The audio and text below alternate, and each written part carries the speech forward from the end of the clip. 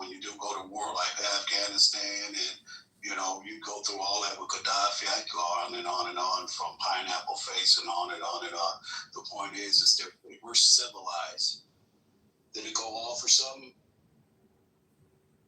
No, I can hear you. Yeah, I mean we are civilized, but I'm just saying that in terms of like. We got compassion too, though. That's the difference. We don't sit in our country and behead our own people. We don't sit in our own country while you sit like us and that. He's got all the countries. What do you call it? Whatever you call it, you put in a museum that's supposed to be their history. That's what you call a dictator. Even like when you guys look at you guys might not like me, but I really wouldn't care. Trump is following Putin's put Trump on the map. He told them fake news. Putin started all this shit. Nobody's paying attention. When these puppets made fun of Putin, he took MTV and he put them in jail. And then he let them out. And he took their publication and all that for himself. And those are the things you don't understand with dictators. And these guys say it's fake news, and I was a big Trump fan before he did what he did. But what makes me mad is he's not a politician. I don't think he thinks rationally. But, sometimes you got to throw in some grapes on top of the apples and oranges to mix shit up. I don't know. But sometimes I look at it and I'm like, wow, but, the politics thing is, he may be good. You know why we're not having any wars? Because they know he's crazy enough to say, oh, I want some of that, let's do it. You know that, right? That's why they're not messing with us. Why do you think he went down there and invited all those Arabs the last term he did? He let them know, dude, you can look, you can play. But guess what, dude? I'm just letting you know, I'll fuck you up. He's kind of, he's irrational, dude. He's the guy you want if we go to war, though. In the office, I hate to say it. It doesn't make sense, but it's the truth.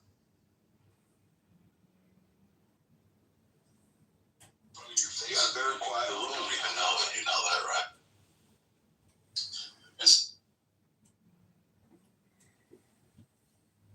Yeah, I agree with you. You have a very quiet room. Yeah, I know. I texted some people. Chris is down there. He plays a lot of audiobooks on this app as well because I try to mix it up and not just have conversations with a lot of the people on here because it is a waste of time. It's not intelligent. And but Chris down there plays a lot of good audiobooks too. But so I mean, you got what it takes. You got the gift of gab, and this app. I can pay you to come on here for 1 hour a day. I'd give you $10 to have a nice cup of coffee and a muffin on me every day. For not every day, but with a max budget. I do it. I don't care about $10. $10 is not. I'm retired, dude. I retired myself. But what it's tell you is, I'll give you a good background. I'm a poor guy who came from Chicago, dude. I should never even lived, bro. Here I am, 60 years old. If you looked at me, I look like I'm 40 because I'm in great shape. I've worked all my life. Secondary is I've had like 5 different life experiences. Who'd ever thought I worked around yuppies, did a 360. Some great rich guys, they liked my tenacity, and I ended up in this process the way it is. As far as politics, dude, I've been around all these kind of people, they would get mad at Daley and say, like, you're putting all the money on Michigan Avenue, you're not putting nothing in the neighborhoods. And, Daley's just an arrogant dude. You elected Danny Davis for the last 40 years. You knew what the fuck you were getting. Why you guys started putting this guy in office? That's your to-go-to, man. You get what I'm saying? That's the stuff that I like about politics, if you can answer it. And sometimes it's arrogant, but the arrogance is the truth. And that's the meat and potatoes of politics, And I wouldn't care if Daley stole $200 million. I'm quite sure Trump gave him a lot of money to put that tower there. Don't get it twisted and buy the Tribune, build it out. But at the same time, you let Trump know, dude, this is my city. You know what I mean? But the point is, when you're looking at politics, it's not about what you do. It's, if you're going to go into office and you got 10 agendas, you should at least complete 3 of them because you're not going to get all 10. But you got to pick 10. And out of that 10, you got to come through on 3 of them. If you don't come through on 3 of them, it was a waste of time. Even if you're a Democrat, I'll make you mad. I'll vote for Republican now, believe it or not, before I deal with another Democrat. You know, this woman was the first, whatever, minority and a woman to be a vice president. Her job was to build momentum and build up speed so that way, when it was time for her to run, she would have a resume to carry her. When this guy got sick, she just fucking rode his coattail, and that's why she ain't president. And I get tired of people talking about you don't get found, you don't fucking get it. You're the first woman. You're supposed to lead. Look at Barack. He may not be the greatest, but at least he left a mark. You kind of get what I'm saying? And what the politics is, a lot of people forget that people want to put the people in the office, but at the same time, when they get into office, you know, there's so many backdoor deals, you know, like this not smoking in the bars and all that. Some dude got caught cheating his fucking wife, dude. So she says, hey, well, I'll rest this out. Dude, that's some bullshit. You go to the bar, dude, you want to smoke a cigarette, dude, have a beer, shoot some pool, and tell a bunch of lies. You know, when it, you know, matter of fact, it's the devil's playground. What do you care if you're smoking? You know, and those are the things like with politics. They pick the smallest things that are not that important, dude. You know, who cares about a fucking bathroom if a woman or a man in it? Just put bathroom on it and shut the fucking door. But it's always got to be a spectrum.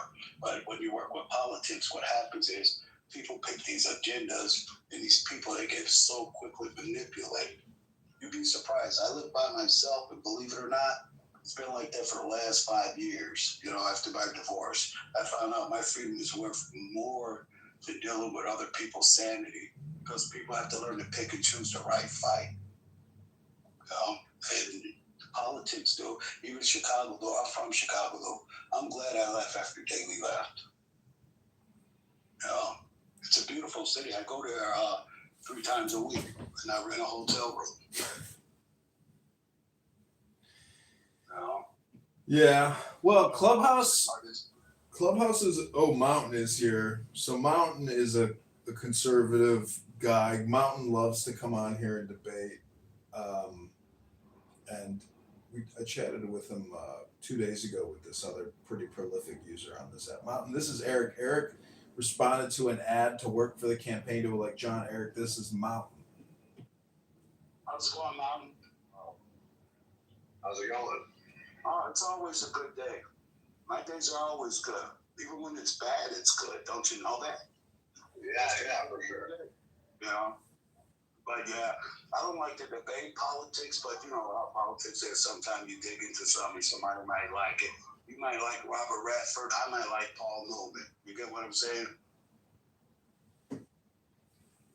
Sure.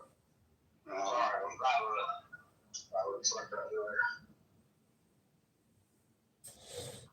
How's your day treating you, Mountain?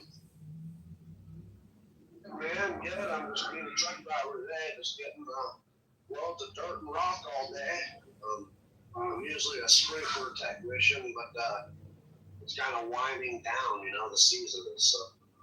Yeah. I was helping out a friend. He's a contractor. He does a lot of kitchens, bathrooms in town. And I kind of did that for the summer. And he's like, you'll do it. And yeah, just give me $1,000 a week. You know, I mean, this is something just to keep busy. I get it with you too. I've been retired for about like 3 or 4 years. And man, it's harder trying to retire because you're so used to working and moving around and being in charge and being in control. It's like, damn, this is what the hell it's all about. Dude, I'm ready to go back to work. Yeah, no, it'll be nice to get laid off here like November 14th. But I'm just going to drawing unemployment for the winter time. So that's cool. Do you enjoy having that off time? Definitely, it's nice. Married? Kids? Nope, I'm not married. It's because you're on the road. I told my wife I think I should take up truck driving. She goes, yeah, and we're getting a divorce. Okay. 1 second. I stole it. What was that again? He's pulling off the road or something. You said. He's driving a truck. He said he's probably pulling off the road. So this is the campaign. You know, I think that, Eric, I'm a fiscal conservative. I think that $37 trillion in debt is totally unsustainable. A trillion a year in interest payments. So my two propositions are to reduce the National Defense Authorization Act, and also cut Medicare, Medicaid.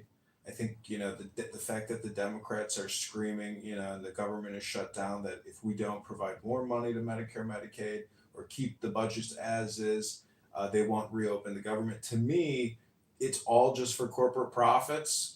For Blue Cross Blue Shield, Cigna, United Healthcare, Big Pharma, let's just say 1,500 major corporations derive all of their profit from our borrowing and spending 4 trillion a year in Medicare, Medicaid. So I think if we want to preserve what we got, we keep Social Security.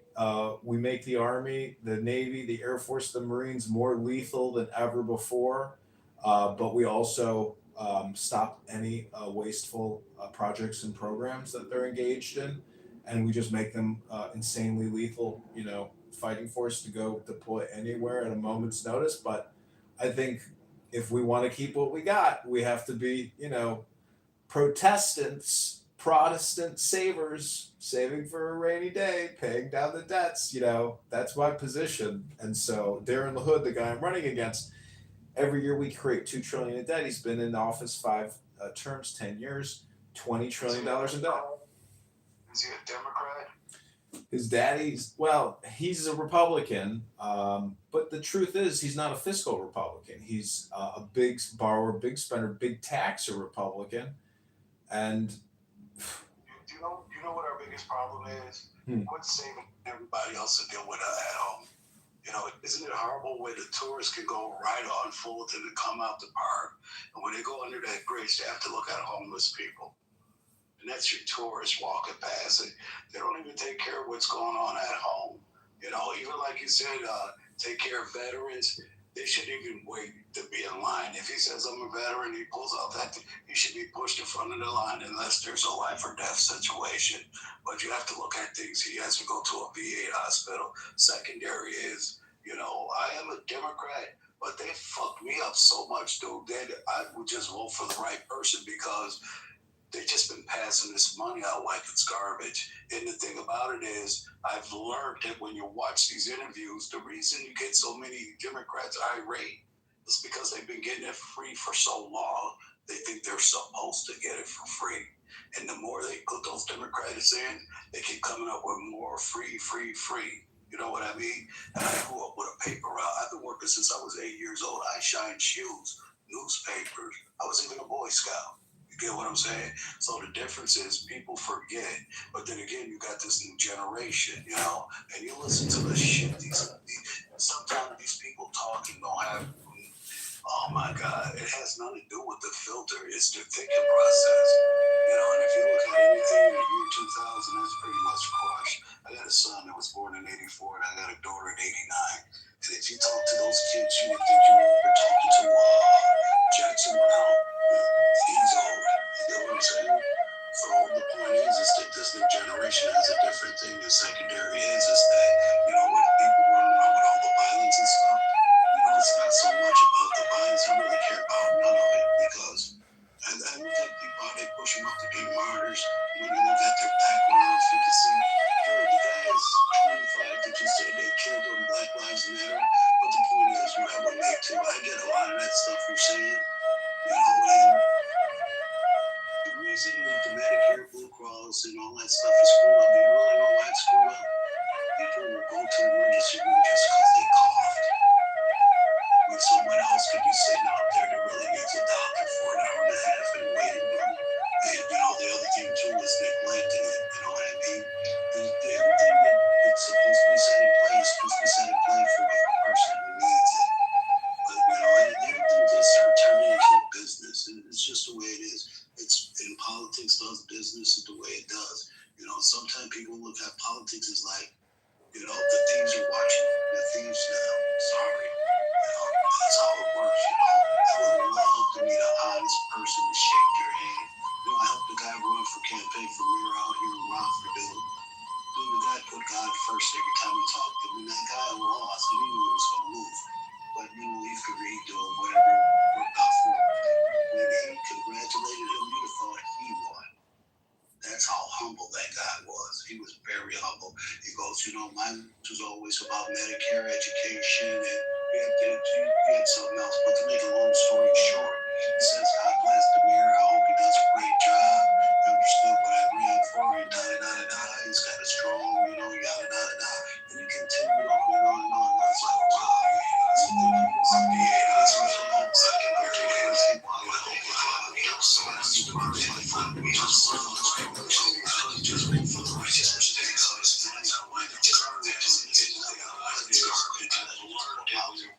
Savages, they come here, and I hate to tell you, I work with a lot of foreigners. They come here, and they say we're crazy. They come here and say, but in my country, you get what I'm saying? And in my mind, I'm like, but why are you here? Why are you here? So what happens is people come to this country, they want the benefits, but they don't want to pay into it. They just don't want to pay into it. Yeah. The terrorist thing, I'll tell you, it's your secret, though. The terrorists been here, but 0.5% back way back, dude. They've been here, they're not going anywhere. I've met a lot of people. Trust me, I've met a lot of people. I had a bunch of friends up and down Clark Street, not the shitty neighborhoods, but and they own businesses and everything. And sometimes you wonder if that spouse is just a lot. Some of them might be financing herself, but they're here. But I don't know. When you say about the politics, the same thing is if this guy's been in office for quite a while, he's probably already got a following, and he's probably got a handful of votes that puts him way ahead of you. Do you have a background in politics? Just ran for Chicago committee person, and the Republican Chicago GOP sued me twice, spent $10,000 getting me off the ballot, and installed a yes woman so they wouldn't lose a single vote. And now Darren LaHood, who's running for lieutenant governor with Darren Bailey, has taken over the Chicago GOP. So I have a little bit of experience, but this is a long shot, and I've only spent $1,500, maybe $2,000 on this campaign. Raised $600, put in $1,500 of my own. So, anyways, it's a small campaign, and but again, this is like a publicity and credit building exercise, and Also, too, you can wake people up because the name can be recalled somewhere down the line if you do it. My son Godfather ran for alderman too. He lost by 800 votes, and he really loved politics, and he ran over there on Logan Square area. I'm a man, I'm not going to remember the year. I kind of put a little work for him. He ran to be alderman, so I kind of get it. And he did pretty good, I don't know if he'll ever run again, but he worked for Coca-Cola. He repairs all their refrigeration, stuff like that. Make a long story short, so I do understand that.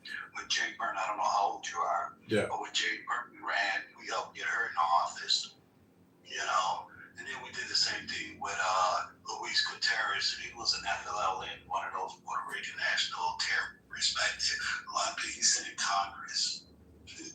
That's the joke. The biggest joke, when Harold Washington died, he was there coked out and nobody even realized it. That's why I said, the politics, I rather, if I ran for office, the first thing I would tell them, I've been arrested, I was a gang member, I'm a piece of shit, get to business. That's all it is. Don't give me apple pie, I don't want, what do they call it, Alamo and all that, tell me what you got for me, And that's what people do when they send people down there to try to put them in those positions. I don't know if you know the black guy, I think he's from New Jersey. He's a light-skinned black guy. I think he's a senator. Yeah, Cory Booker. I can't remember his name. He's young too. He's about like 38 years old. Are you talking about Booker? Is that his name? He's light-skinned. Yeah. Like he's got hazel eyes. He's his mom and dad's only kid. I think he was a lawyer before he got into politics. Yeah, Cory Booker. Grace here is from New Jersey, and Grace here worked in politics in Jersey. What's his name? I think you're talking about Cory Booker, but She's telling her that's why she said he's a disaster. I didn't say that. I said a word. I The TV's in the background, but no one said it's a disaster. Your voice is so low. Don't ever take it wrong. Sometimes my voice is deep, and sometimes it's like soft. You know, I've had people call me on the phone and be like, "Have you ever DJed before?" And I'm like, "No." No, but yeah, I was gonna say, but yeah, you know, I can see him. I can see him trying to run in like the next 20 years. See, he's probably about like 40 years old. You know, but you have to understand too, it's not so much as who you put in the office. Sometimes we're stuck with what we got. If we work with what we got, then you're doing something, you know. You know, believe it or not, Trump is really not that bad. I'm glad that you have a guy that makes everybody freak out because they don't know what's going to happen next, and that's how it should be. I hate to tell you, you know, you don't know what's coming up next. You know, but I can guarantee you, if you ever talk about war, they ain't gonna play with Trump. I don't think nobody wants to play. You know, well, as soon as he get out of office, one of these countries will act stupid. Trust what I tell you. Nobody wants to play with him right now. You know, but the economical finances in the city, you know, we're never gonna get out of that. That's just the way it is. But you know, what a lot of people don't look at with Trump is that they're looking at other things, but you know, he has to give his friends $1 billion contract. He has to give them that if he's willing to make them bring work back to our country. And when you bring work back to the country, people get mad because they're like, he's taking care of his friends. Well, he's not going to go to cornbread and boogaloo and ask, hey, let's open up a pork chop sandwich. But the point is that in order to bring the money back in the infrastructure, all that money that ran out of here needs to come back here. You know why they're doing our plastics and they're bringing all that shit from overseas? Because somebody was environmentalistic, didn't like that fucking, whatever you want to call it, toxic in the air. Now look what you did. Now they're selling us our shit back. Or you get these countries that they take their stuff to another country to co-pack. That's not cool. It's just not cool. Remember when I grew up, there were Schwinn bicycles. There were Snap-ons. You know, if a Snap-off tube broke, then you can go to any store and take it and replace it. It's just the way it was back then. But the point, what I would say about it is that we're like other countries. They're our landlords because you have to depend on us to give us their bullshit. You know what I mean? It's just like when Trump told them, no, we're going to tax your ass if you want to bring your shit in here. You got to pay more. You know what I'm saying? It used to be where if we take 100 of your cars, you got to bring in 100 of ours over to your country. You know, it's not even a fair trade anymore. You know, and I'm not a racist by all means. My whole family's mixed. I got Polish, Black, Puerto Rican. My wives are all Irish, real Irish women.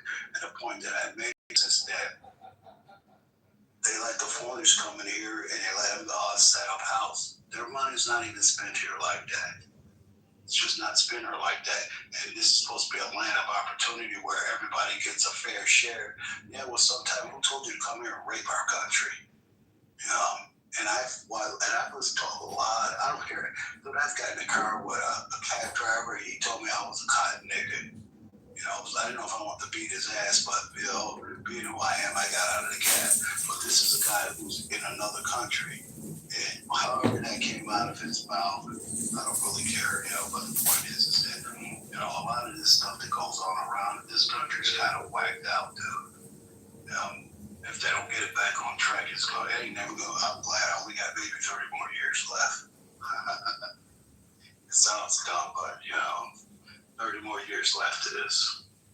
You know, then I'll go talk to the guy or walk into the light. You know, but you know, if you feel strong about it, how many signatures have you got so far?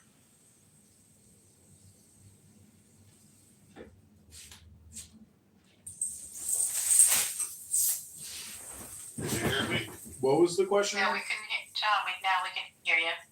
No, Go ahead, John. I have a ranch style house, so what happens is some of the spots they kind of go in and out. I'm sorry about that. I was asking Eric, we heard you. We didn't hear candidate. No, I was asking John how's this campaign going with the signatures? Oh, it's good. Yeah, John. It's good. Most of our signatures came out of the Rockford area, and we're at about 1,230 signatures. We only need about 700. and we deposit them October 27th, Monday in Springfield at the Illinois Election Commission. All you gotta do is hang outside of blood banks. Get them all to sign them. That's done to get signed. I'm gonna figure out a way where maybe you can fax me some papers over here or whatever. Do you have a printer at home? Nah. Believe it or not, when I sold my condo and moved down to Chicago, my twin sister had me move out here. Long story short, and she had like 5 or 6 women, and I picked her, one, and I kind of made Rockford my home. But to make a long story short, I don't keep nothing in the house because I don't want to have nothing to do with business. I actually threw my desk away. I threw my desk away and everything. Only thing I keep is if I have a house, don't get it wrong. But I try not to deal with none of that because I always smart. end up helping people. You just need a coffee table. Huh? You only need a coffee Yeah, table. pretty cool. Amos down here is from Israel. He lives, in Israel. He on a kibbutz. Amos, מה נשמע? שלא תודעת, folk Israeli dancing. I did folk Israeli dancing forever. So listen to the music and join the party, folk Israeli dancing. You should dance. Dancing. I know, we should dance. Clubhouse, always arguments, shouting. I'm done with it, Amos. I'm done. But to be honest, I can't hear you because I'm in a big party celebration right now. So enjoy yourself and I will join you and dance and you with the argument. Yeah, Eric. Is anyone here arguing? Eric, people for years on this app have been screaming at each other, making death threats. People have gotten killed on this app, all kinds of horrible things, and people just waste years having the same conversation over and over again to no end. But people find it entertaining. What area are you from? Oh, Chicago, north, south, I don't know, Cubs fan, Sox fan, that'll make it easy, da-da-da-da-da. Yeah, I grew up on the northwest side, and I'm a Cubs fan, but, I like the Sox too. I like tailgating. Can't do that down at Wrigley, but... My son-in-law has season tickets. I don't even want to talk about them. My family, my brother, he flies down because, they got a certain amount of games that they do in other countries. Basically, all they're doing is trying to, expose them, and because they love the American sports and they do a lot of that traveling. My son-in-law, he does the gating all the time. My daughter, God bless her soul, she just goes and, make sure they get home. If not, they'll rent a room out. What I was going to tell you was the reason that I don't have the diversity or a filter is because I've been around everybody. I'm a chef. I only work around tourist area. So I get to see people from all around the world. You know what I mean? So when, it is bad because when we talk about, you were saying, the little war stuff and all, I got great friends that are from the Middle East, dude. And, I hope their agenda is genuine, that they're here. But, dude, they talk to me, they love me, they call me their brother. You know what I mean? And then, there's just people who screw things up for other people. And what messes people's heads up is you can't let one person control your thinking process over a whole content of other people. I don't know what you know about your politics. You may be smarter than me because it's mostly in your field. But I always thought there was Muslims and there Muslims, and the difference is between the Muslims and the Muslims. There's the good and there's the bad. That's just the way it works, But, for the same thing, like you said, with Middle East or Afghanistan, we're down there 20 years. We trained you for over 20 years. We leave for a week and you let them take everything. Imagine the guys we got killed over there over that stuff, dude. That's not cool, dude. And I work with people that were from Afghanistan that were Muslims, and they were really nice to us. They were really really nice. I worked at a moving company, took a year off from summer off. And these guys, if they made extra money, you get an extra $1,000 on your check. You don't have to ask. You know, if you're hanging around, they order lunch for themselves. They order for whoever. Said, "Oh, let's go to you guys. Make sure everybody eats." You know what I mean? So the human compassion, and that's the thing about today. The human compassion. I really can't debate about nothing about like other countries because I know that once you step on American soil, I become your enemy, dude. I become your enemy, and I believe in that. Number one, Americans come first. You know what I mean? No matter what, you know. And you hear a lot of people that complain about this country. You know, I wish somebody would say one day, for all you guys who want to leave, we got a one-way ticket out of here. Just go, because you know, even if this service that are around, you know, like you said, you have your other agendas. You know, I look at the whole world, dude. And for Americans, we got a lot of pieces of shit that are laying around. They have opinions, but you're not even participating in the game. Get a job, get involved, do some PTA shit, you know, fucking do little league. Dude, I can tell you, dude, I've had the best life. I have no complaints. You know, if, dude, even the little stuff I got, dude, if it was taken away, dude, I'm cool. You know what I mean? But I don't think people appreciate the things that people go through for this, even for the world, even for, I'm in Illinois, so I'll always be Chicago. You can put me, I don't care where you put me, I'm gonna always say from Chicago. Matter of fact, I have it tattooed on me. Cubs, Bears, Bulls, Black Hawks, all that. I party with Chris Gelios. He's my friend, dude. Really.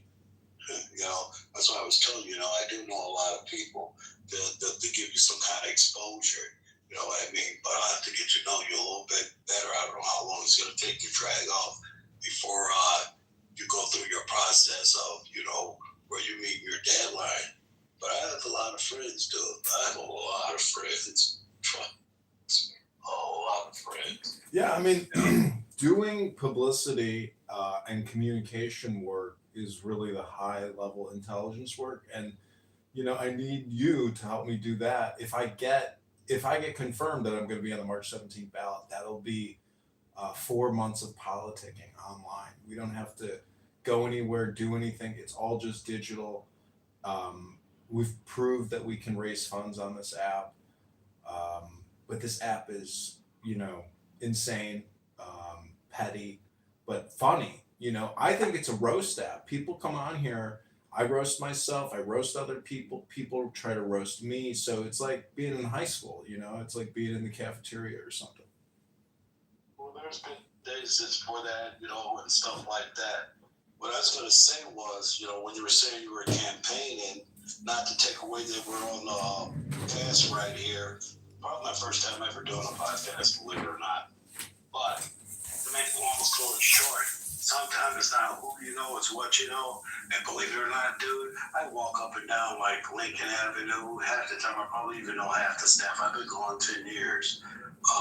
To make a long story short, it's about networking, interacting with people, remembering their names, and even if not, if I talk to a person, I guarantee they won't remember my name, but they'll be like, okay, that's who that is, and that's all I do. You know, and it takes you a long way. A lot of people really don't know that. You know, it gets your brother what you are. Even if you don't meet the numbers, you'd be surprised that you might look back and be like, oh, I lost by almost 2,000 people. Hell, there's a chance that I can probably do this again. I don't know how you're working your campaign or where your office is or how you're doing it. Yeah. You know what I mean? No, you're 100% right. I'm gonna pivot. If I don't win this, I'm gonna run for probably commissioner. You know, for the Cook County Tax Appeals Assessor's Office, or I'll try to run for alderman or mayor because I live in the northwest side, right by the Jefferson Park Blue Line stop, and getting signatures. I have the time to pull those signatures myself. The bus back to rush hour when they're all coming home from work. Yep. That's all you got to do. And just so you know, I lived in the Jefferson Park. I wanted to do flat over there, on Sunnyside and Hamlin. Yeah, I know it. You know, it's a good area. I mean, I've been happy here. I haven't had any major problems and haven't been flooded out. But a lot of people in Portage Park, other areas, that you know got busted twice with floods. Flooding in Chicago is a problem. It's wonderful. We've got a little Polish. Yeah, there's a lot of Polish. What's Mr. Polish guy? He's from the neighborhood over there. He's been married 38 years or something like that. But yeah, I'm from the Jefferson part. I was one of those guys that when I grew up, before they even had the extension, I used to try shoes in the airport and bring my shoe shine box. Back then, they didn't have all those stands and stuff. So the train would stop at Jefferson Park, and then you would have to catch a bus to connect to get to O'Hara. And, so it is a small world, see? It's a small. How does that sound? It's a small world after all. Yeah, this world was small, dude. This world's smaller than anything. So wait, you said you were in a gang, right? Yeah. There's a gang here at the local bar called the Gaylords. And they're like, the guy was like, "We're not gay, dude." I'm like, "Yeah, I get it." And I looked it up on YouTube, and it's like they got a documentary about their gang. I know them all. Not these young kids, but I know them all.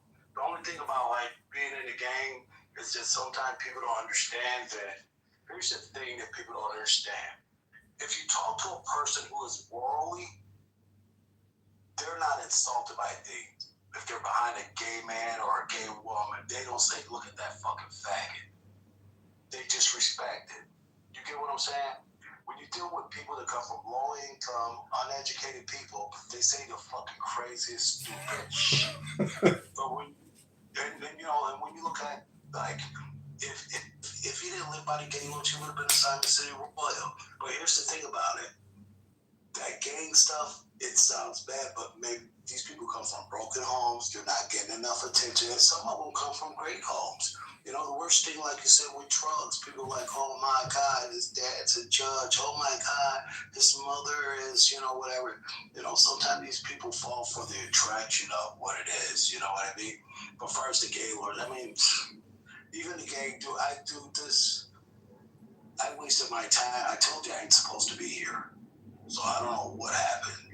Evidently, if you believe in God, I do. God's like, "Dude, looks like I got bigger plans for you. You're going to suffer now." But the point is, I'm not suffering. But the point is that I never thought that I have it.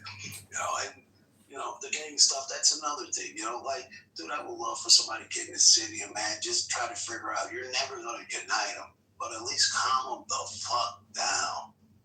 Check this out, boss. I get it. You're tough, man. You are so fucking tough. Dude, you're scaring me. Cut it out. Hey, bro, have you ever thought about having a huge city? Let's go hang out and shoot some pool, dude. Every once in a while, go to the fucking Cubs Park and say, "Hey, dude, you guys think you can give us 50 free tickets, for an underprivileged neighborhood?" You could probably use better words. So I'm just being direct.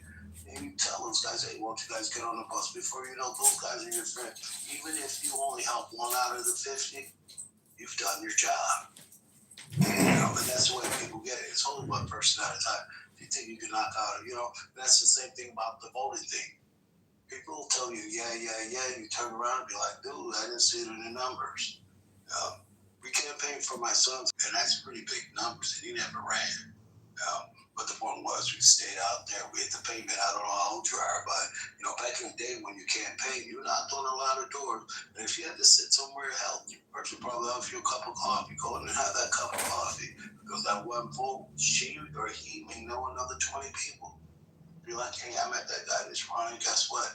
Oh, he is so awesome. You wouldn't believe it." And they just go on and on and on. And before you know it, they probably dropped your name on.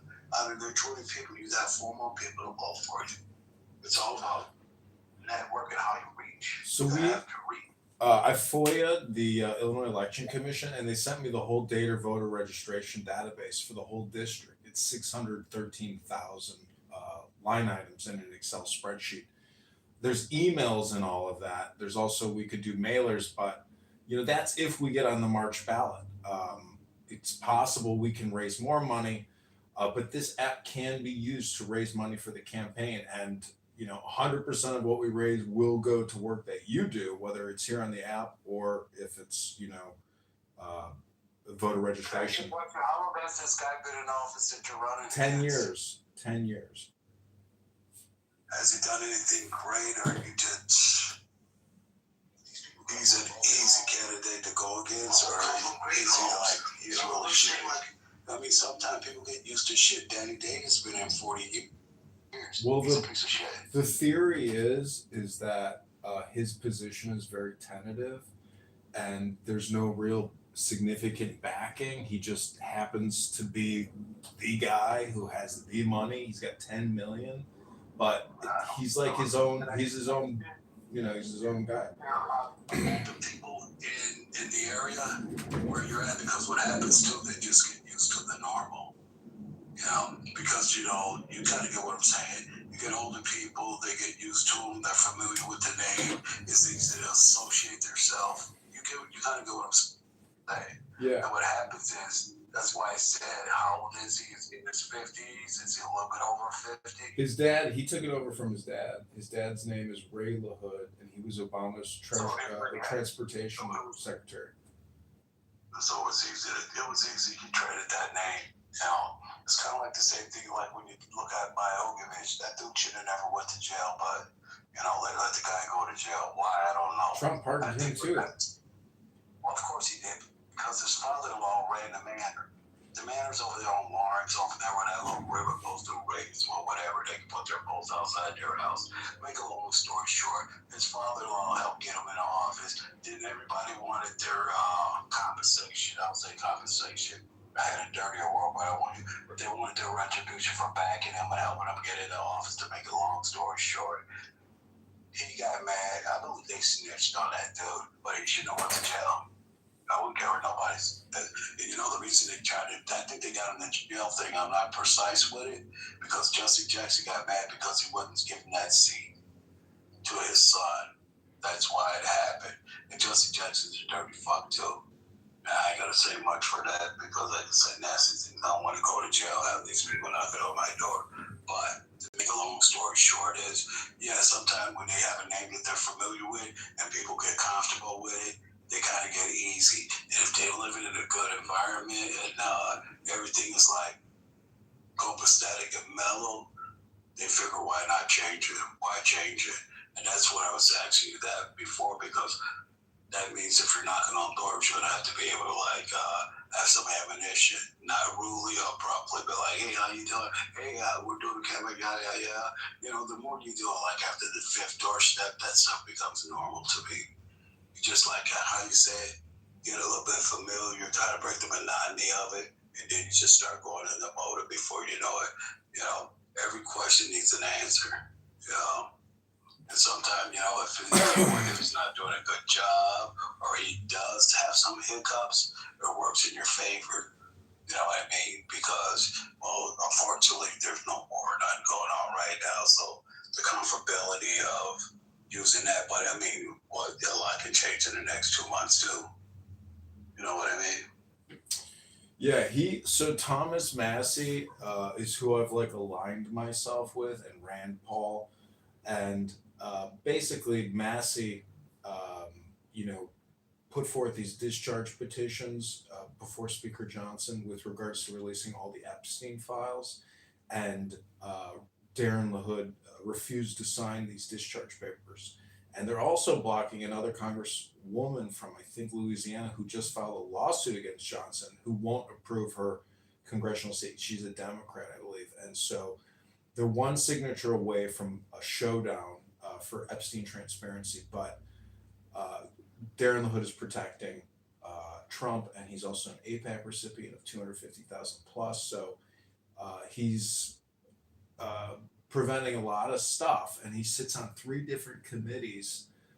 The Chinese Oversight Committee, I think it's the Oversight Committee, and then there's a third one. But he's got 10 million. Most of it comes from health insurance providers, Blue Cross, and others. And so, anyways, the guy's got a lot of dough. He thinks he's just going to coast it. I'm the only challenger. The only challenger. There's another guy. I wonder if he'll even have enough signatures. And he lives in a small town. He's got his little campaign going. But, you know, we'll see how this goes down. You never know. He can come to your team. You never know. He might. That's the opening mind of a peripheral. You know, there's if I told you something, dude, you'll laugh. There's no such thing as problems, only solutions. Because the problem already exists. Now, what's the solution? You tell people common stuff like that, they'll start like looking. You know, the more you do it, you'd be surprised. I'm pretty good at words. You know, and believe it or not, you know, you can shake someone's hand and they can be undecided. But at least you're talking to them for 20 minutes. And if you're already talking to them and they sat there and they listen to everything that you had to say, chances are you'll be around the second time after you get all do the swoop. Even if you have to put that name down and remember, hey, when we campaigned in this area, hit that area again, because I had about 10 people that were talking and it seemed like they were it. They just weren't convinced. You know, and that secondary is where that's close the deal. It's like buying a car. You know, if you work in a car dealership and you sell cars, if the customer walk in, your job is to knock it out of the park now. They came to you. You know what I mean? And, you know, I look at things in different, like, philosophies. I kind of break it down and make it simple. You know, if the guy's been in there for 10 years, I can get that part. You know, I'll probably end up digging his name up now, do a little research on the guy, just see what it's about. And then the secondary thing is, too, you know, you're just getting away. You get elected the first time, dude, you've actually, like, knocked it out of the ballpark. You know, if you feel you didn't have too many bad numbers, chances are you're just building a platform for maybe not the next election, but the one after that, when things kind of get, like, a little down, you can be like, okay, I can do this now. You know what I mean? Your name's already been acclimated. Once you acclimate that name, though, you pretty much got an opportunity. You know, like you just said, anything's possible. Barack became president. You know, anything. Well, just getting the. It's not about winning per se. The immediate first win is actually securing a spot on the ballot. If we do that, that's a huge victory for the campaign and for future political campaigns. Well, first getting a signature. What do you mean? Getting basically, you're saying you have to be. It has to be approved. I submit my petition packet, and then their lawyers will challenge it and go line by line to try to negate the minimum threshold and kick me off the ballot. I don't know. You do all that. Once you got the signatures, you're pretty much secured. No, they sue. No. They sue and challenge. It's political law. It's a big thing. Well, politics have always been big, and if you're coming out of Illinois, it's even bigger than you think. You know, because a lot of times people vote for their parties. You know, and they're telling people, you know, I don't want to say nothing nasty, but you got to give up something to get something. And I'm not saying money. You know, a guy might just ask nothing to do. I don't see an option to do that.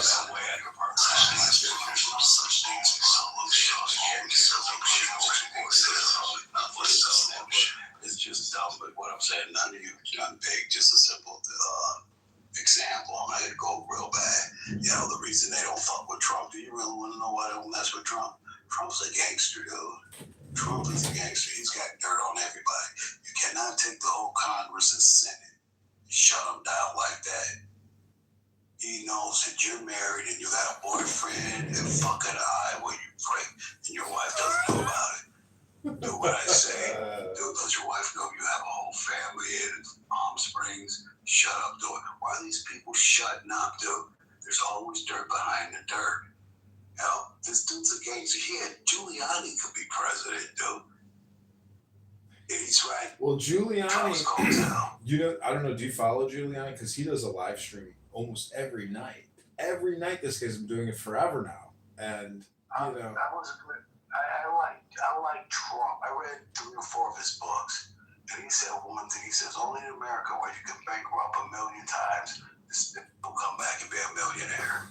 Now, here's the killer part. Trump tells these people, you're mad because I pay low taxes. You guys make the rules, I stick by them. Then you got Trump saying, I'm going to cut these people leave, I'm going to cut people off, and I get it, because the Democrats do. Those Democrats... Go to johnforcongress.com and then click on the blog, go down one, and then you'll see the antidote link.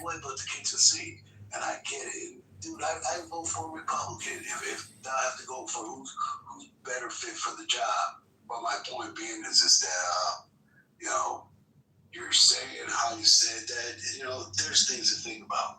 You know, probably one day I'll probably have to drive down and hang out with you for a minute, have a cup of coffee. You probably like bring me up to speed or give me a little bit more better education. That way I can have a better foundation, so that way at least when I'm interacting with people here and there, you know. But yeah, I think I'd be, trust me, dude, I know a lot of people. A lot of people. I know the whole Lincoln Avenue, dude. And the Rush Street.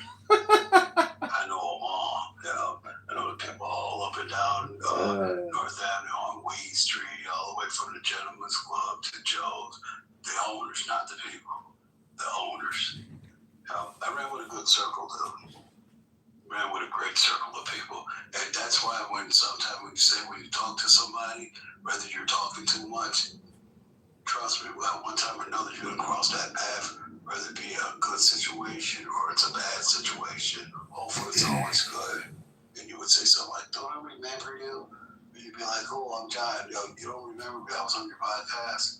You know, but that's how small it is. You know, and what is Chicago, about 13 million Yeah, I think so. people? You know? And how rare is that you can bump into people that you haven't seen in 10 years? It shows you how small it is. But the networking is really good, you know. And sometimes, you know, you'd be surprised. You know, I don't know who this guy is, but definitely gonna look him up when you do get a chance when you're off the podcast. Text me that guy's name. Yeah. Research it on. I call him the Hood Rat because his last name is the Hood. So I did a cartoon of a car hood and what's underneath it. But this app, every morning, you know, if you grab a cup of coffee and want to come on in the morning, 8 o'clock, 9 o'clock, 10 o'clock, waking up in the morning, people use this app a lot. So the morning time, if you have peace in your home and you got a cup of coffee, that would be the ideal time to hit this app with me. Um, you know, if you want to put just an American flag on your profile, I mean, we can manipulate and do a lot of communication on this app with people, and we could raise money, and we can do a show. And you know, the secondary aspect of this whole campaign is the content and creating lots of videos. There's over 30,000 videos on YouTube across 30 different, you know, candidate John accounts. There's 30 different Instagram accounts. I have a beautiful Indian doctor who's demanding that I delete them all, otherwise she won't go out on a date with me. So, you know, they cause problems for people because I've recorded people on this app playing the fools, wasting all their time saying stupid shit. So people know who I am and they hate me or they love me because I've recorded a lot of stupid people wasting a lot of time saying a lot of stupid shit. Well, it's like the same content. Just so you know, one of my favorite, I don't know what you call it, is Howard Stern. Yeah, this is technically, yeah, exactly. You know, he's a shot. He doesn't, and now a lot of people don't know because he's gotten older. I think he's about 66 years old.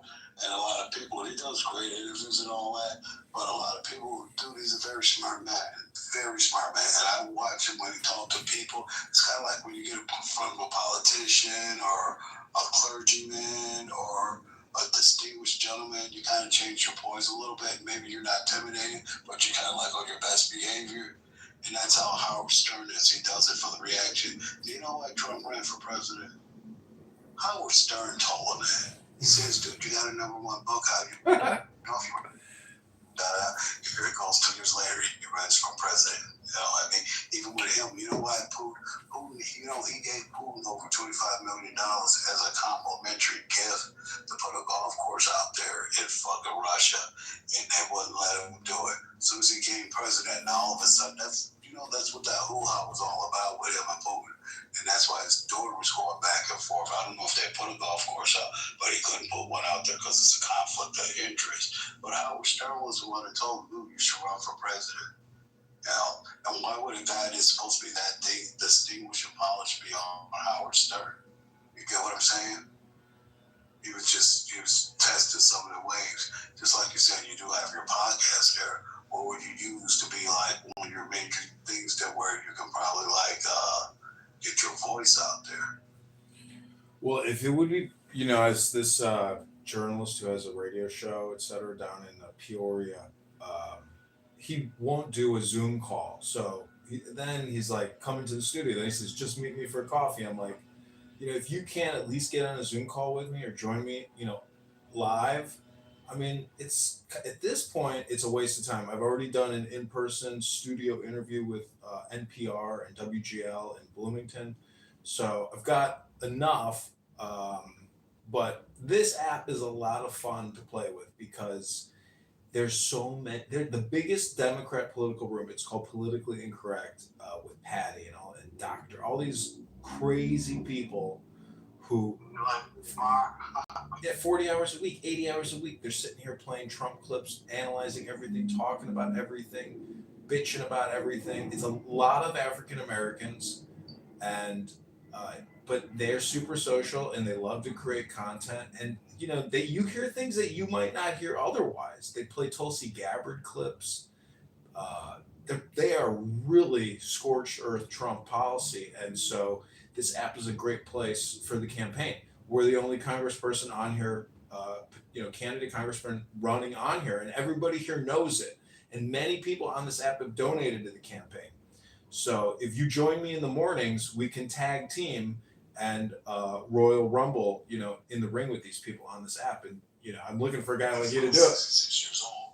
And I was going to say, 6 years old.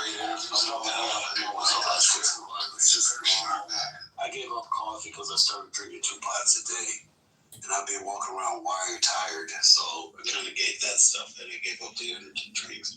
But yeah, I mean, I can see down the road, hanging out, see what your expectation is, what's your direction, and what your kind of target, and figure out, where you figure, where your spots where you really need to hit.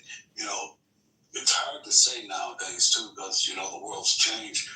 People used to always like it. The politicians knock on your door and they talk to you, and it's like, I don't know what you did. You get these guys that are aldermen and precinct captains and so forth for an order commitment, so they've always kept their head in the neighborhood because you're first time running. That means that you have to kind of like get the ball rolling. You got to start figuring out how to establish in which way you're going with it. That's how they used to do it back in the day. You know what I mean? But it's a different world. People don't want to answer their door. They got the doorbell. And a lot of times too, once they get to the door, it's how you initiate yourself and make the contact. The only thing is, I don't know what's the big numbers that you think that would turn out voting. Was the last time that guy? Was it over 1 million people? Was it 700,000 people? Was it 400,000 people? If you give me an idea, that gives me an idea of how you could approach it too. I don't know his exact numbers. For his last campaign, I don't know if you get a Google that or figure that out. That'd be cool enough because that gives you an idea of the range of. I know. Let's just say he gets 200,000 votes, and let's say I get 16,000 votes. I mean, who knows what the numbers will be? No, it's not. Well, the other thing too, if you're passionate about what you believe in, you want people to hear what they're avoiding and not taking care of business. You know what I mean? Yeah, he's not being truthful about the debt. That's what it is. And like you said, the debt in Chicago is going to be forever because debt makes money. But the fact is, he's not talking about it. Other countries are our landlords.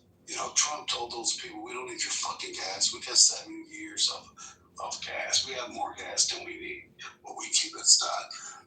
Here's the thing, and these other countries are our landlords because that's where we get the gas from. You get what I'm saying? But when you spend $340 million a month giving it to whether it be Afghanistan or be in the Middle East or Kuwait or whatever, they're our landlords. I think the most they sold us at one time was $940 million of petroleum gas. The thing is that Trump is probably the only one they're scared of this dude because they know he's a maniac. Trust what I tell you. I don't hate the dude. Sometimes I love the shit he does because sometimes you have to put people in their place because of how what's the way of saying Free Wendy Williams. The Congress and the Senate, they get comfortable. They get so comfortable that they forget to their job. You get what I'm saying? And so, you know, if you can find the numbers on this dude, it would give me an idea of like how to approach it. Because I'm pretty slick at approaching shit. Yeah, You know? a lot. There's a couple layers of numbers. One is like there's a term for it, but it's like the density of Republican voters. You know, the It consistency doesn't of have that. to be precise, but idealistically, that's all I would ask. You know what I mean? I've done a lot of analysis on this guy, and I have it all on the Instagram, like tons of screenshots, tons of Grok queries. I did tons of research into open secrets, also a congressional acts, HR acts. I've thoroughly examined his congressional record, his voting record, his donor record. I've got the guy mapped out pretty good, more so than anybody I've seen, and he doesn't get much heat. But I got a lot of positive press with the NPR interview because they don't. The girl who does the voiceover, she's obviously a Democrat, and she gave me a great intro and press piece to run with. So I'm thankful for that. That was in Bloomington at Illinois State. In Illinois. What I was gonna say was that it sounds like you probably use kind of like how Biogovich used his father's influence, and that's probably what got him to where he is, like you just said. You know, but to make a long story short, it's not about his money. Sometimes people get tired. You know, I don't know what is he doing, but Either his greatest friends, or his greatest enemy is the soybean farmers. There's 40,000 voters down there in soybeans.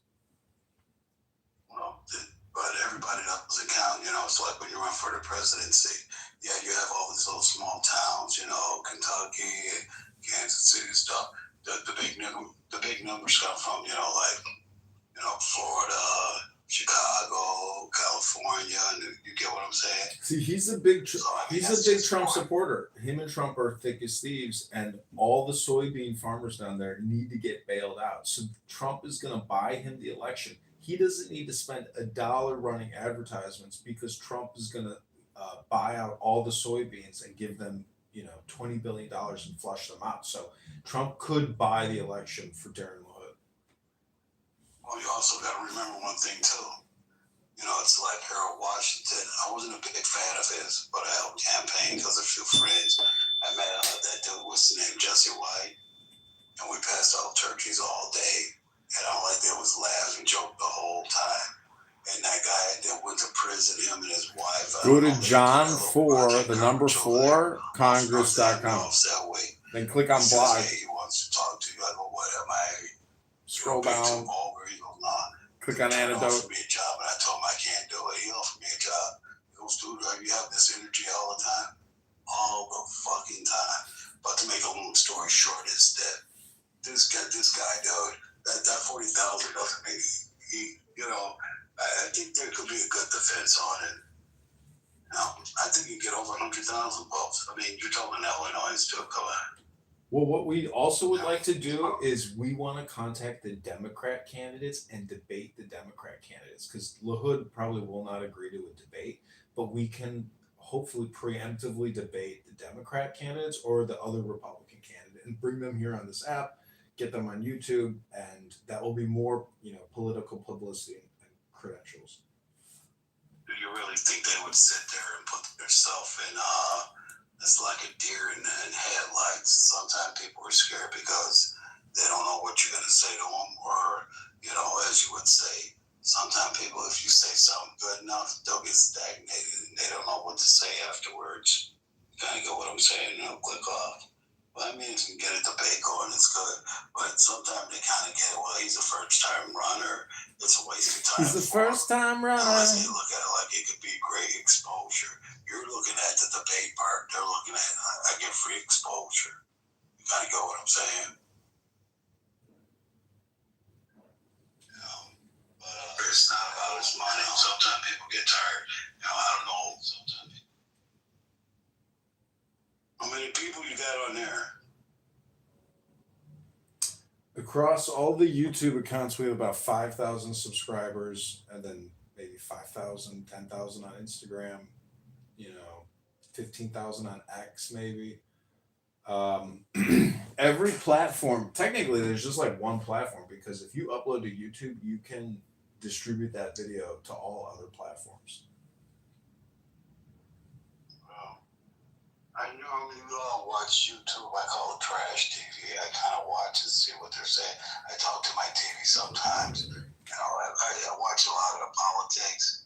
And it just blows me away because you can rip a lot of politicians apart just by some of the shit they say. Because at one time or another, they just lose interest and they just respond. It's called a reaction. But I was going to say, I do watch a lot of YouTube, but I'm going to start looking at some of this stuff and just see where it is.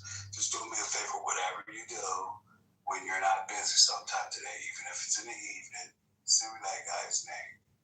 Yeah, I'll text it to you. I'll send you his YouTube. I'll do a little research for him. The campaigning thing, if you ever get interested, I don't know what area you're living in. I don't know if you're in Schaumburg, whatever that. One day you meet up, we'll have a cup of coffee, kind of put a face with it.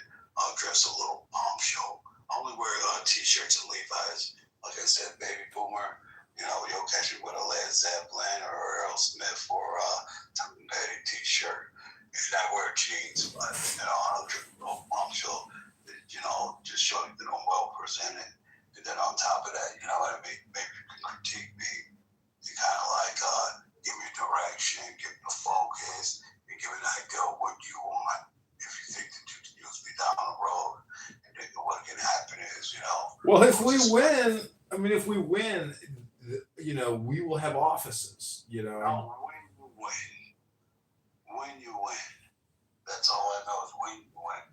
All that other stuff, I don't do it because that's the other thing. It's like giving yourself acceptance. It's like He's got 4 offices. He employs a lot of people.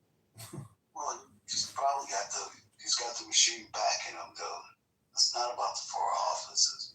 Well, he's just got a machine that's back. The machine backs him, yeah. And he's taking money from everybody. So, but this app could be our little butterfly effect, our little feather, turn over the world with the weight of a feather. So, this app is where it's at, in my opinion. How many people do you normally have on your app? The most at one time, 25, 40 people at one time? Yeah, and then there's an evening show called Critical Thinking Forum, and that brings in hundreds. And then on the weekend, there's a show called Ask Uncle Steve, which brings in hundreds. There's, and they know who I am, and they'll give me 5 minutes to speak or 60 seconds to read a poem. So, your voice on behalf of the campaign is like a campaign organizer, campaign director for the Rockford area for District 16. You can help pump the campaign on here. You can help generate donations. It's very simple. That johnforcongress.com. There's another link in the blog for Antidote, which is the donation platform. It's called Antidote, and I'll text you the link to it as well. But we got the checking account set up. It's a lot of work to do to get the freaking account set up. We've only brought in $1,000, but if we could, the max we can bring in is $5,000, and then after that we have to start disclosing all the donors and everything else. So I think we'll cap it at like 4,900. But what I'm saying is, with your help, you and I can raise $4,000 on this app. I know it's true. It's possible.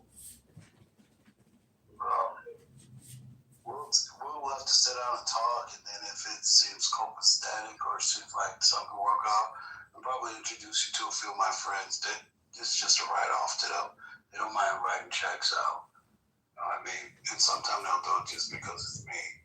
Now, I know the people that don't want half a Rush Street Lodge management, the whole main office. I work for them. I read 7 of their businesses for them. I've been checking with my boy Don. Don is pretty cool. You want to put a poster board up in there. You'd be like, nah, fuck it, just put it up there. I don't give a fuck. See, what are you up the thing about this is it's all digital. Those relationships and that stuff could be great publicity, but just a cup of Joe in the morning, grab a joint, and come on here at 8, 9, 10 a.m.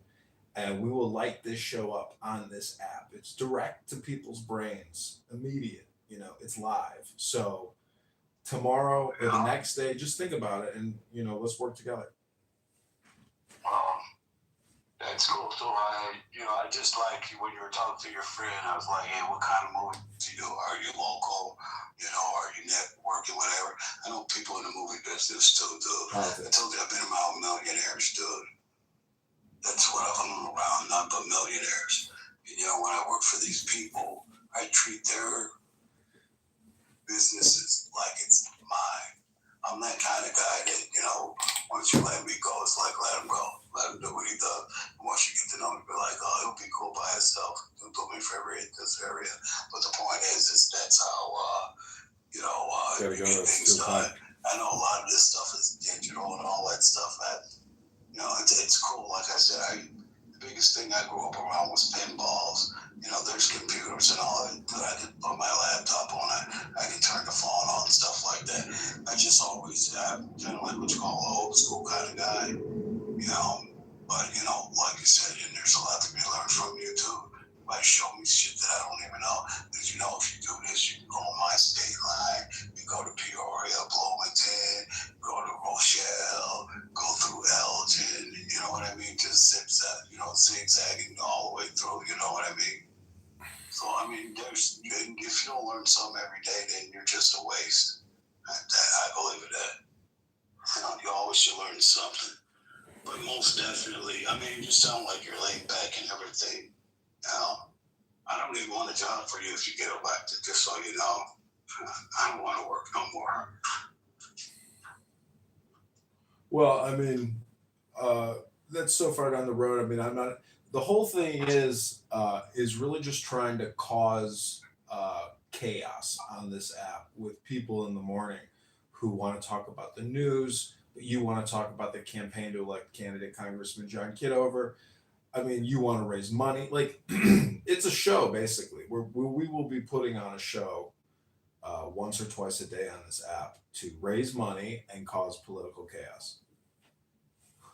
Well, I was just wondering if there'd be more people on there. Like you said, a lot of people probably at work or whatever. That's probably why there's a lot. Not enough people See, on there. this is my room, but we can go invade another room and go discuss in other rooms. And I have multiple accounts, and I've got other, we can create more accounts. So the whole thing is you can, basically try to take over a room, invade a room, redirect the room. It's all just communication hypnosis in a way. Right. Just like you said, some of the rooms, like you said, they get like a little heated over it. It is what it is.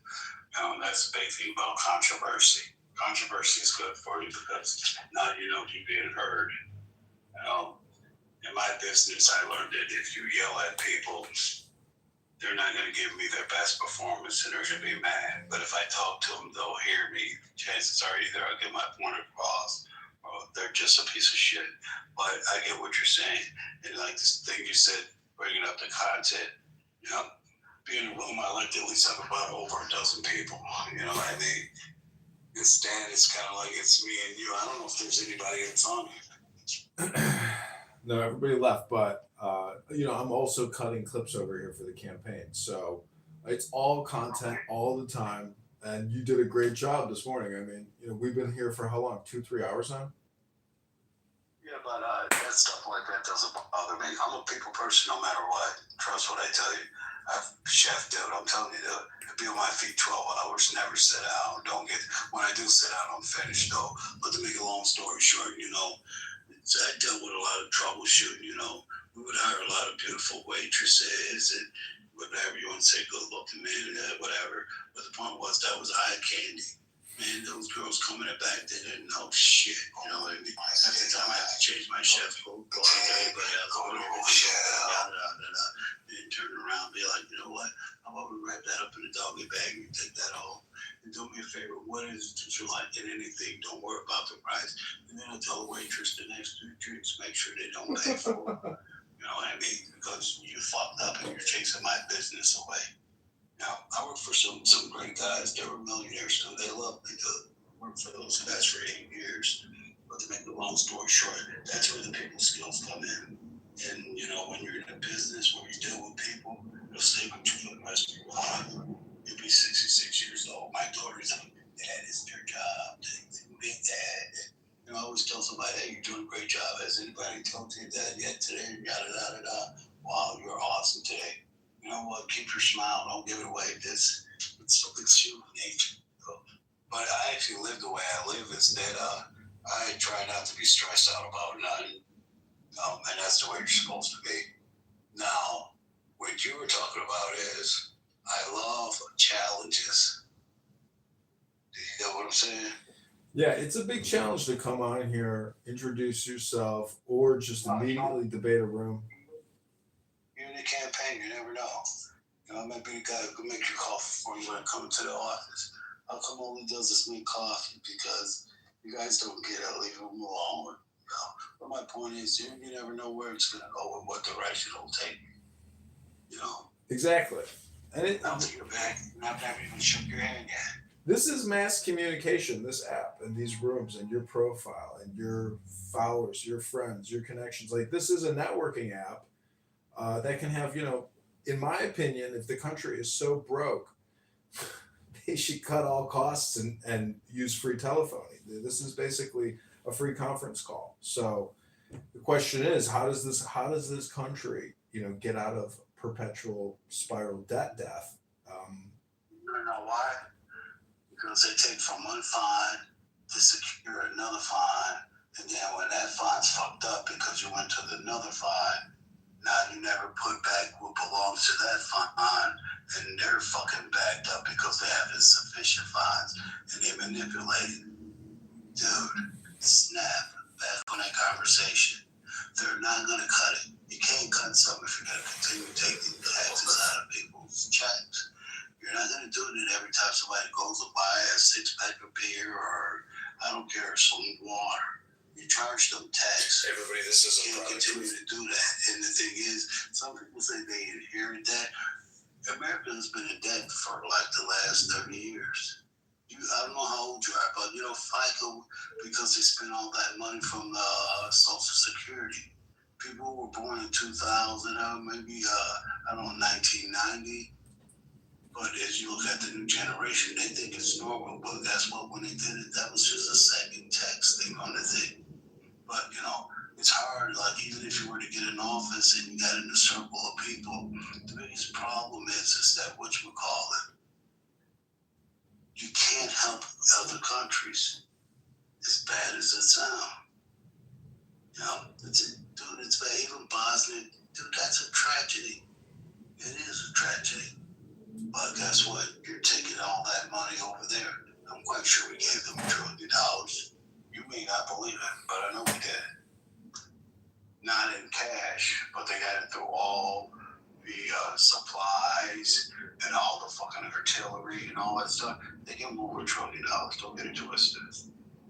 They're never going to tell you. They're going to say, here, you want a glass of bourbon? That's how you're supposed to do it. You're laughing. It's a true statement, bro. Yeah. The heated arguments, that's a good target. That means that at least you got a spark out of that, A lot of people don't really get it. I probably could have ran for office for some bullshit in Chicago, but I did. My kids went to school with Governor Thompson's daughter. Mm. I saw him once at Arlington Racetrack.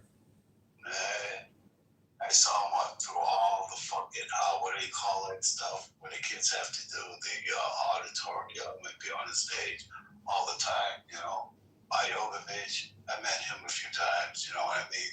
But to make a committee meeting, I met them all. I've been around the block, dude.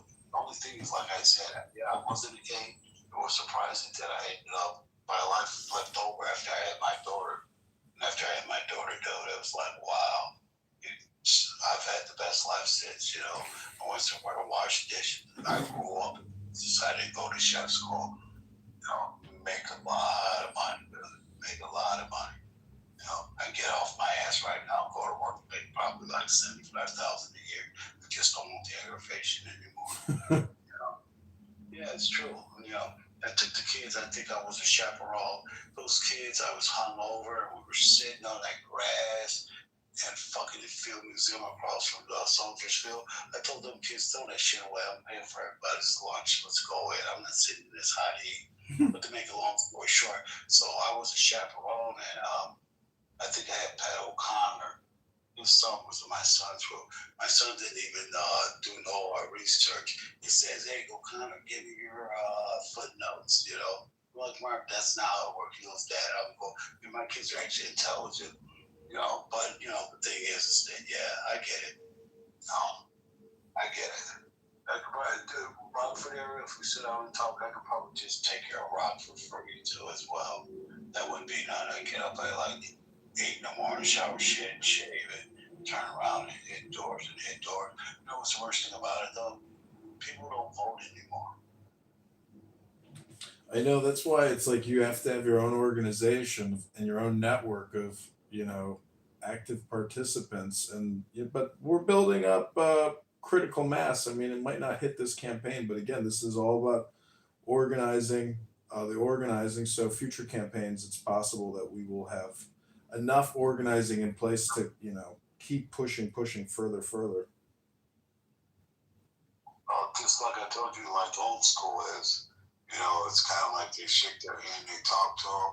Half the time they have, their volunteers or people that are campaigning, they come and pick them up and take them right to the booth. You know what I mean? I'm just saying different time, different era. The computer thing, it's just kind of like saying, one probably be extinct in the next 20 years. You know what I mean? Nobody really cares, So it's just like, it's different. The times just have completely changed, But the best thing is like if you can talk to somebody and you can talk to them for 3 minutes, kind of get in and get out of there and leave something intact in their brain, Chances are maybe you said something that transpired that would tell them, you know what? He seems pretty awesome. I'm gonna give that guy a chance. You know what I mean?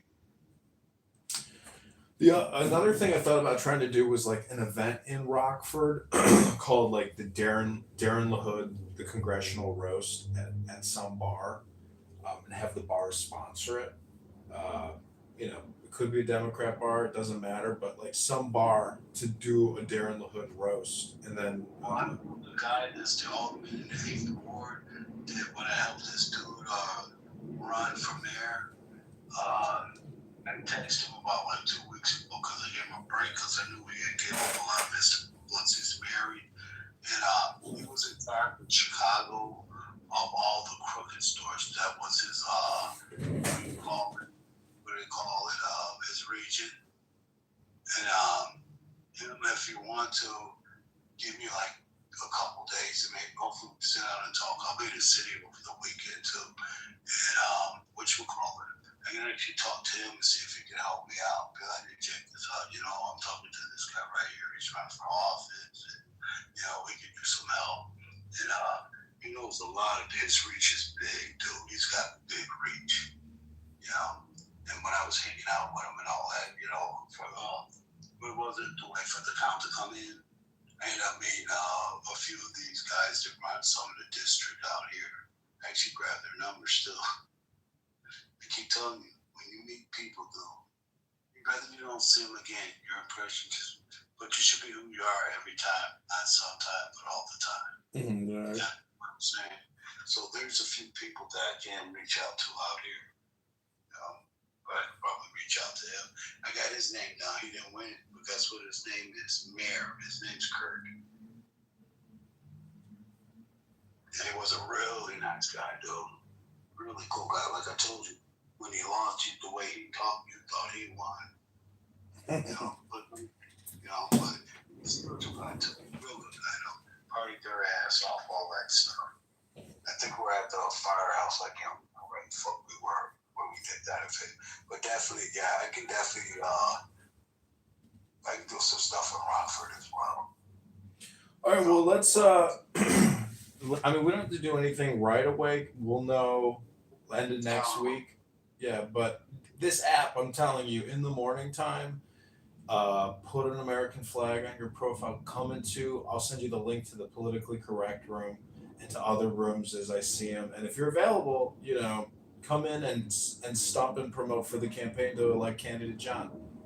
And then, see what happens. And maybe we'll raise money. And I sent you the donation link. You can put that in your profile. And anything we raise, will be sent directly to you to do on the ground, work, whether it's organizing door knockers or doing mailers or whatever it is. But it'll all go to you. Anything you raise, anything I raise while we're together on this app will go to you and to the campaign, so. Just so you understand, I don't even do all that Cash App and all that stuff. So I probably would have to mention, I don't do all that stuff. I don't know. It sounds like it, dude. I've never moved into the real world. All I got on my, if you look at my Facebook, it's all Led Zeppelin. That's it. Led Zeppelin, Allman Brothers, stuff like that. But to make a long story short, we'll figure that out down the road. You know, if you do get an opportunity somewhere, if not this week, next week, you know, figure out where you're gonna be at. Maybe sit down and have a cup of coffee. Kind of give me a real good direction, idealistically, of how you would want me to confront and deal with other people, what's the expectations, you know, figure out, you know, numbers. You know, between me and you, I hate to say something bad, but you know, wherever you go, there's a ghetto and there's a good neighborhood. Yeah. You know, I don't really go down to the ghetto because I have low expectations sometimes. You know, sorry, that's your problem, ain't mine. You know, my mama was black and she was a racist. You know, so when Chris Rock said there's black people and there's niggas, my mom didn't like niggas.